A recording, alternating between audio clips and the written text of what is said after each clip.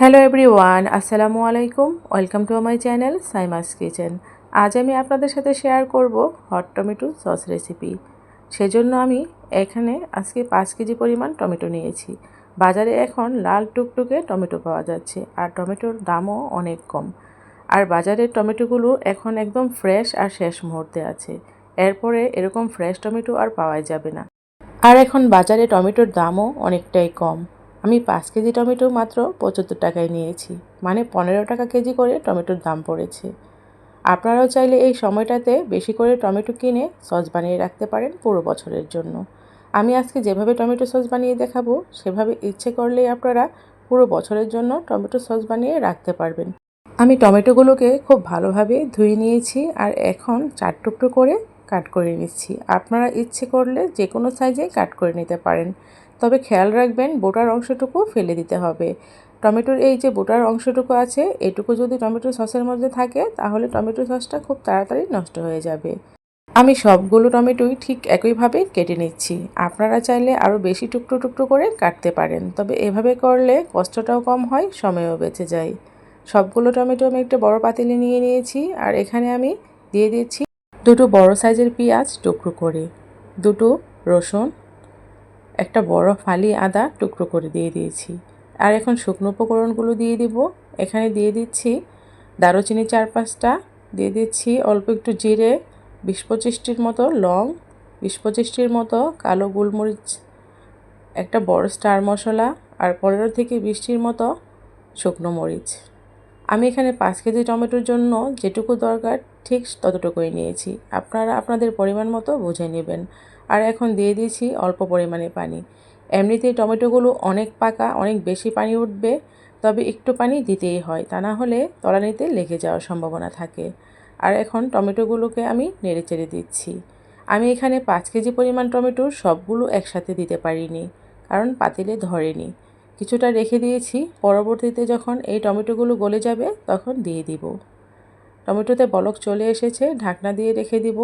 আর এখন সবগুলো টমেটো গলে নিচের দিকে চলে গেছে, বাকি যে টমেটোগুলো ছিল সেটুকুও দিয়ে দিব, দিয়ে ভালোভাবে নেড়েচেড়ে দিব।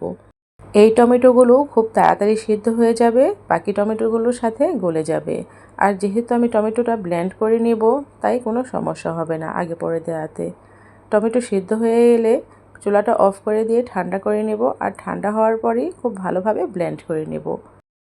ব্লেন্ড করার পর একটা ছাঁকনিতে ঢেলে টমেটো পিউরিটা ভালোভাবে ছেঁকে নেব। ছেঁকে নেওয়ার পর টমেটোর যে বাড়তি অংশগুলো, বিচি, খোসা আর মশলার যে অংশগুলো বাড়তি তা উপরেই থেকে যাবে, একটা ফ্রেশ টমেটো পিউরি পাওয়া যাবে। এই টমেটো পিউরিটা আমাদের দরকার। এখানে চাইলে আমি মশলাগুলো একটা পুঁটলি বেঁধে দিতে পারতাম, তবে এভাবে দিলে টমেটোর সসের মধ্যে মশলাগুলোর খুব ভালো একটা ফ্লেভার পাওয়া যায়, যা পুঁটলি বেঁধে দিলে খুব ভালোভাবে ফ্লেভারটা আসে না। এখানে আমার এরকম বাটির 3 বাটির উপরে পিউরি হয়েছে 5 কেজি টমেটো থেকে। আর এখন দিয়ে দিচ্ছি স্বাদ মতো লবণ, বিট লবণ, 1 টেবিল চামচ পরিমাণ মরিচের গুঁড়ো, দিয়ে দিচ্ছি পরিমাণ মতো তেঁতুলের কাঠ। তেঁতুলের কাঠটা দিলে টমেটো সসটা খেতে অনেক বেশি ভালো লাগে। দিয়ে দিচ্ছি 1/2 কাপ পরিমাণ চিনি। চিনি টমেটো সসের সাথে ভালোভাবে মেল্ট হওয়ার পর স্বাদ বুঝে আরও চিনি দিয়ে দিব। একটা বলক আসা পর্যন্ত অপেক্ষা করছি। বলক আসার পর চিনিটা টেস্ট করে এখানে আমি আরও 1/2 কাপ পরিমাণ চিনি দিয়ে দিয়েছি। মোট 1 কাপ পরিমাণ চিনি লেগেছে আমার 5 কেজি টমেটো সসের মধ্যে। আরও কিছুক্ষণ নেড়ে চেড়ে 1/2 কাপ থেকেও কম পরিমাণ সিরকা নিয়ে তাতে 2 টেবিল চামচ পরিমাণ কর্নফ্লাওয়ার গুলে দিয়ে দিব টমেটো সসের মধ্যে। আর এখন খুব ভালোভাবে নেড়ে চেড়ে দিতে হবে, তা না হলে কর্নফ্লাওয়ারটা দলা পেকে যেতে পারে। এখন অনবরত নাড়তে হবে। আরও কিছুক্ষণ জাল করার পর দেখা যাবে টমেটো সসটা মোটামুটি ঘন হয়ে এসেছে। টমেটো সসটা পাতিলেই দেখা যাচ্ছে অনেকটাই কমে এসেছে। আর টমেটো সসটা হয়ে এসেছে কিনা তা বোঝার জন্য একটা প্লেটের মধ্যে এখান থেকে কিছুটা টমেটো সস নিয়ে এভাবে ধরতে হবে।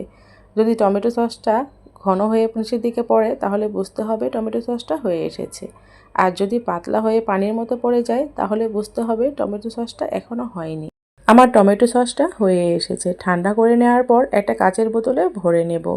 এভাবে চাইলে সারা বছরের জন্য টমেটো সস বানিয়ে রাখতে পারেন আর বাচ্চাদের দিতে পারেন হেলদি টমেটো সস। আমার রেসিপিটি ভালো লেগে থাকলে সবাই আমার চ্যানেলটিকে সাবস্ক্রাইব করে আমার পাশেই থাকবেন। আল্লাহ হাফেজ।